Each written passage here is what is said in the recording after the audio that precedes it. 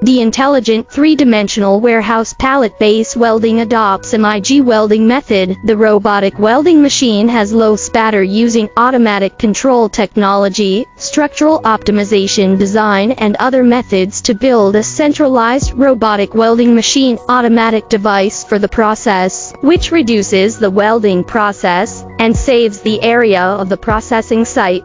The production efficiency and processing quality of the welding robot have increased the welding specifications.